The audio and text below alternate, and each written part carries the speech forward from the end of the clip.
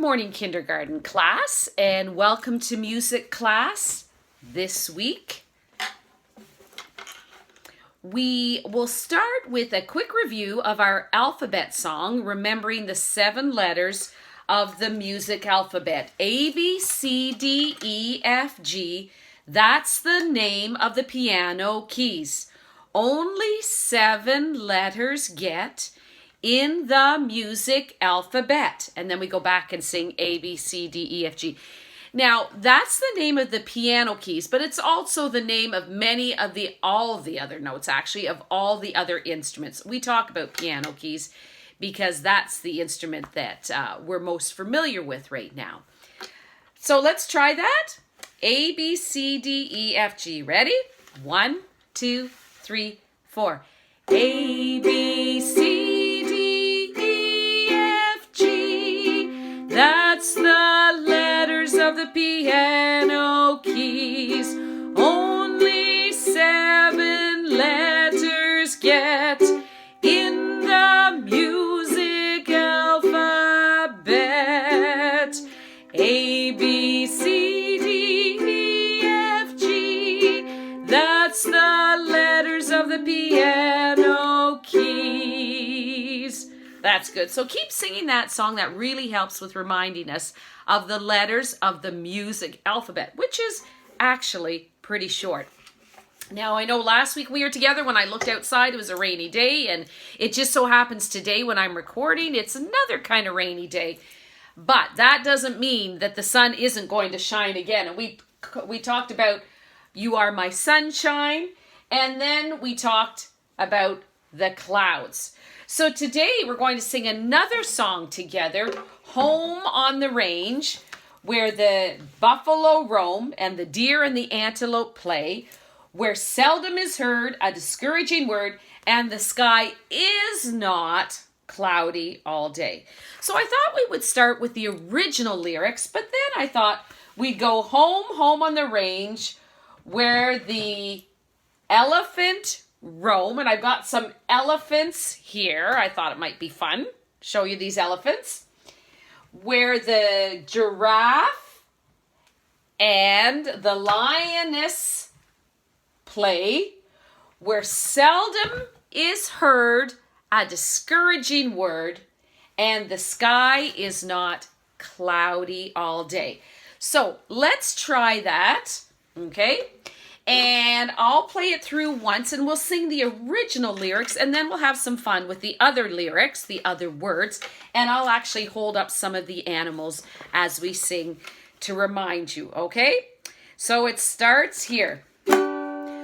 Oh, give me a home where the buffalo roam, where the deer and the antelope play, where seldom is heard a discouraging word, and the sky is not cloudy all day. All right, so let's try that now with some of the interesting characters that I have here. Let me just actually pull and strum the first chord so we all are knowing where to pitch. Oh, give me a home where the elephants roam, where the giraffe and the lioness play, where seldom is heard a discouraging word, and the sky is not cloudy all day. And you could have some fun with this. I have a bin full of all kinds of animals that my children used to play with, and you could pull out any animals and add to that song. Now, I hope that you're listening to the link on DCA's site of Doop Doo Wop, Do the Cooperation Hop, and that you're still working on that. Hopefully we'll get a chance to do that together at some point, because we've had a lot of fun with that song so far. Now let's go on to our story of Pilgrim's Progress. And I have added one new rhythm to that, okay? So we have talked about, and I'm just going to turn this around and hopefully you can see my board of rhythms because that's more important today than looking at me at the moment. And let's review our rhythm. We started with Pilgrim from the City of Destruction. Remember, get something to have for your rhythm. And his name was Pilgrim. And he met up with Evangelist, who told him how to get to the Celestial City. But before he could get there, he had a huge burden that he needed to get rid of. And so he had to go through the Gate of Decision. Now remember, he was yanked through the Gate of Decision by Mr. Goodwill. And today we're going to add to our story the place that he's going to go to before he gets to the Celestial City. And that's the Palace Beautiful. So get your rhythms ready. We'll pick up our story where we left off. And we'll try and use our proper rhythm. So when we last spoke of Pilgrim, he still had his burden. So let's see if we can get this so you can see a little bit of my story and still see the rhythms, okay? So he still had his burden on. And Mr. Goodwill had told him about Jesus, the good king's son, who had died on the cross so that people could have their sins taken away. All those things that they carried with them, wrong things they had said and done and thought, which were like burdens on their back. And finally, Pilgrim understood, and he said to Mr. Goodwill, I want to get rid of that burden. And at that very moment, when he was truly sorry, his burden fell off.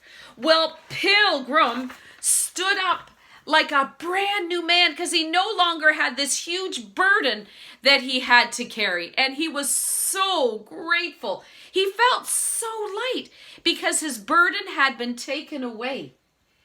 Well, Mr. Goodwill reminded him that he needed to continue on his journey to the Celestial City and that it would still have challenges. I know that you're so excited, Pilgrim, and I am going to give you a new name because you are a pilgrim on a journey, but now you are a Christian pilgrim. And so Pilgrim changed his name to Christian, which is also 2 beats, Christian. And he said to him, be careful as you travel, because the evil one would still like to stop you. Remember the one who was throwing darts at you? He would still like to keep you from getting to the Celestial City. So keep on guard. You must stop on your way. Do you see over there on the hill? That's not the Celestial City. That's the Palace Beautiful. And you could stop there and you will get some special pieces of equipment, some armor that you could wear that could protect you for the remainder of your journey. Well, Christian Pilgrim was so excited. He was like, do I have to stop? Do I really have to stop? It's very important. And if you hurry, you can get there before nightfall. So hurry. So Pilgrim, Christian Pilgrim, began walking very, very quickly. And as he walked, there was a new lightness in his step. He no longer had his burden. And as he came closer and closer to the Palace Beautiful, he could hear some amazing music. But it was still light out, and he knew he could get that much closer to the Celestial City if he just kept walking. And he began to have some second thoughts about maybe not stopping at the Palace Beautiful. But Mr. Goodwill's words were in his ears ringing. Should he stop? Should he go?